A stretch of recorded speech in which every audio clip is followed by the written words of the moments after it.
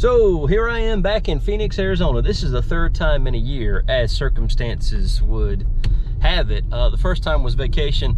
Time number 2 and time number 3 were work meetings, which were totally unplanned by me, but to which I must attend. So today I have some time on my own before the meeting starts tomorrow. I am going to go to a place that I've wanted to go my entire adult life. I wanted to see a little bit of history, and I'm going to take you there with me. So stand by.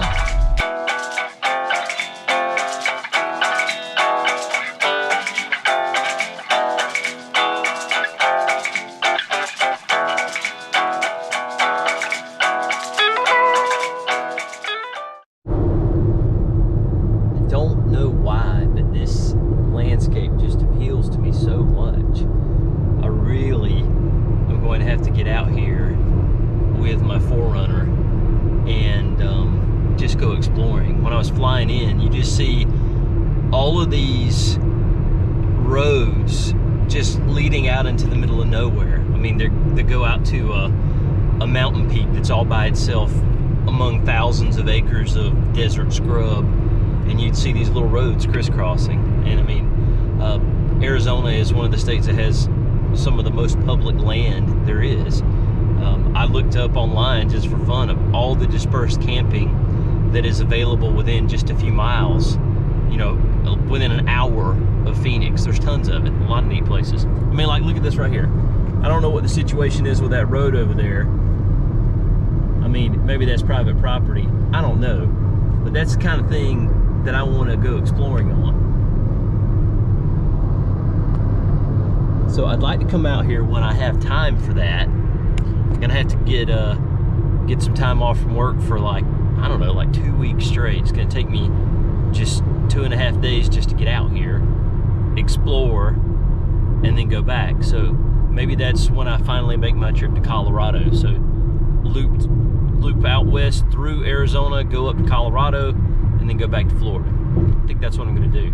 But I think that may be a springtime or late fall trip. So if I'm going to go through Colorado and do Big Bear Pass, Imogene, and some of those other places that I want to go to, you need to make sure that you're either after the snow has melted or before the first snow of the year, because then if you wait until there's snow in those passes, it's a whole different animal. In fact, I believe they even close them. So anyway, I'm enjoying this. Just love driving around and looking at beautiful scenery.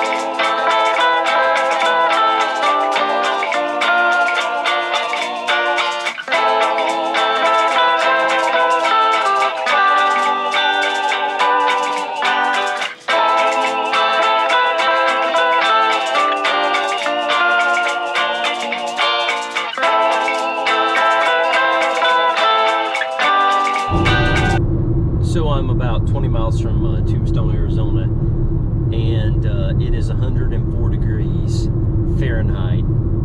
And it just made me think about people who used to ride trains across this landscape, you know, where the only method of cooling you off is just the breeze that comes through the windows of the train. And honestly, people dressed a lot differently back then too. They had a lot more clothes on than we do today. In the summertime, right, shorts and t-shirts for hot weather is what most people do. But just imagine riding a train across this landscape desolate, hot landscape, no method of keeping yourself cool. I'm telling you, people were tougher in times gone by than now. The way that people complain about the heat is just something else. But back in the old days, the heat was just back.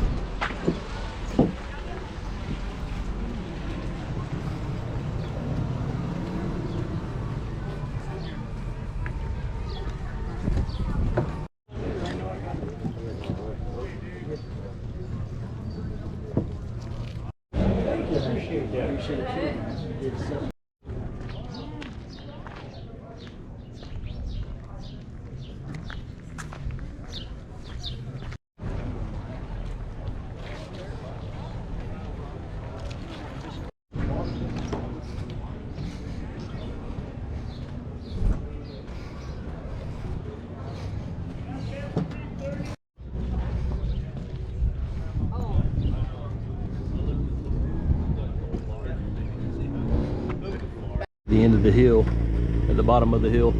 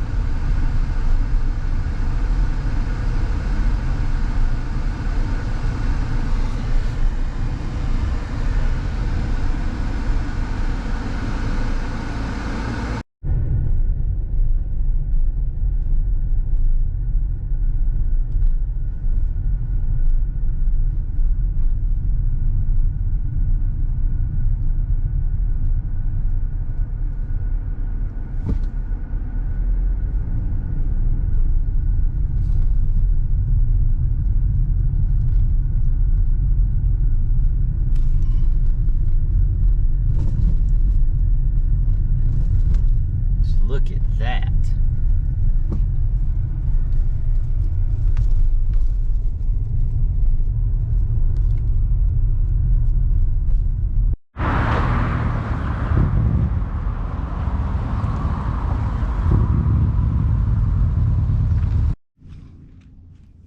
Okay, so I just left Tombstone, Arizona.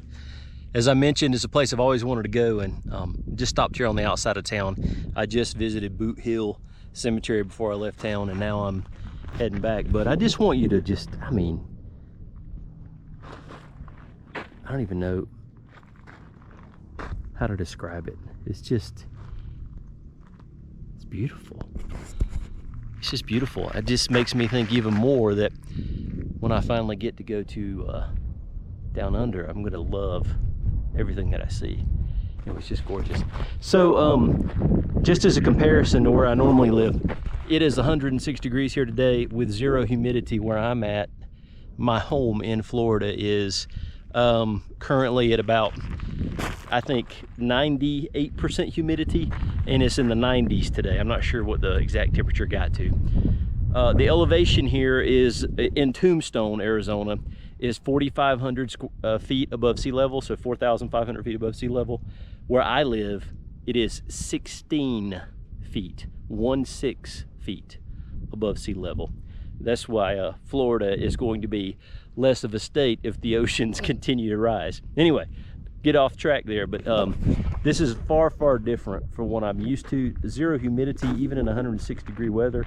I mean, I'm breaking a little bit of a sweat, but I'm so much more comfortable. I understand why people like to retire in California and Arizona and New Mexico. I think I get it. Winters are nil and no humidity. It's like the dry Florida. It's what these places are. Anyway, enjoying this visit.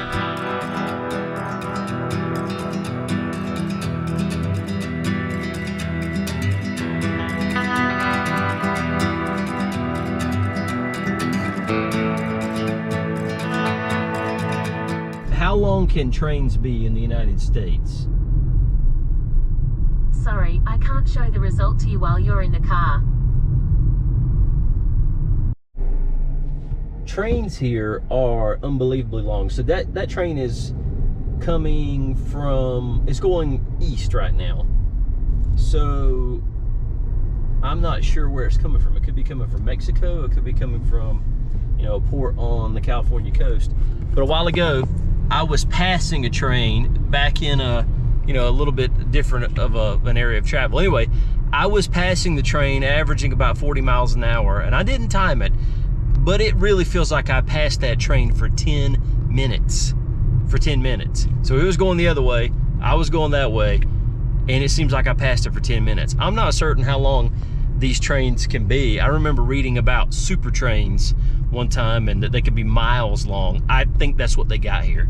So it's very interesting. I've seen some long trains in the area that I live in. I mean, they take maybe like, I don't know, 10 minutes to pass you when you're sitting still and they're going through a slow residential area, but I was passing it and it was moving in the opposite direction.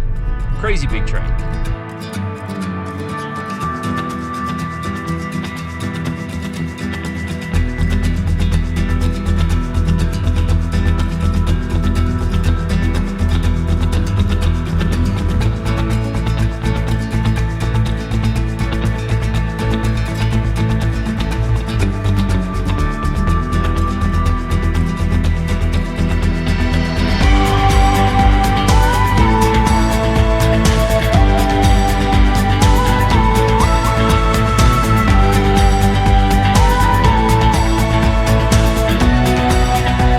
Interstate 10, that's I-10. For 158 miles, continue straight on. All right, Siri had to tell me where I was going. Anyway, just merged on the Interstate 10 West. So I-10 goes all the way back to where I live in Florida, and it travels east and west across the country. So interestingly, in a couple of my videos, you know, you've seen, if you've watched them, you've seen that much of it's just a road trip with some of the stops we do along the way. Well, I think now 3 or 4 people have asked me about American highways because it differs, or they differ from what they're used to. And frankly, they are kind of confusing, and I love talking about the American highway system. So I'm thinking about making a video on the topic. For example, a lot of people don't realize all of the interstates that are even numbers run east to west, and all the interstates that are odd numbers run north to south. That's hugely helpful if you're traveling in an unfamiliar area and, you know, Siri or your GPS is not providing the information you need. Also, anytime you get to a 3-digit interstate highway, that means it's a bypass of a major city. So for example, in the Jacksonville area, you have Highway 95, I-95, it runs north and south along the eastern coast. When you get to Jacksonville, there's an option to take 295, which is a bypass that goes all the way around the city of Jacksonville. So if you don't want to go through the heart of the city, you could take the bypass and go around the city. Sometimes it makes sense to do that during peak traffic times, etc. Same thing, Atlanta. I don't remember what the 3-digit is. It may be 675. It's Highway 75. I'll put it on the screen, whatever it is. But anyway, that kind of thing's useful. Also, the way that they are numbered from east to west across the country, or from south to north across the country, and vice versa.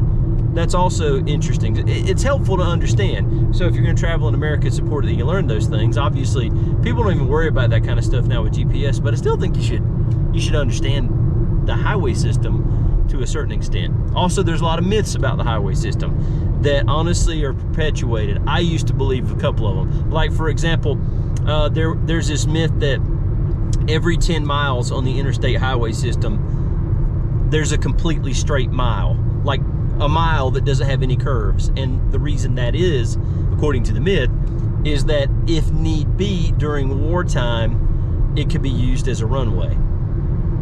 So the truth of the matter is, there are many stretches of the interstate highway system that meet that criteria, that are straight for at least 1 mile. There are ungodly lengths of the highway that is straight, monotonous, and boring.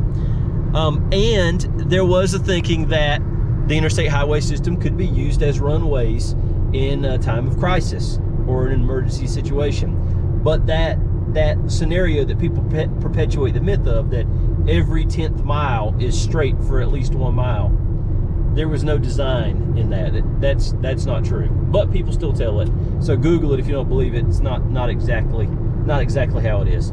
So I'm thinking about making a video about traveling in the U.S., talking about our highways and how you can understand them, even if you're not familiar with an area. Just understanding the highways and what they mean, how that can be useful to you. So for anybody that travels in the U.S., maybe that'll be interesting to you. I may see what I can come up with. I don't think it'd be a long video, and it would give me a chance to play with some video editing tools that I have not used to give me a little more skill. So anyway, maybe I'll do that and throw it up in the near future.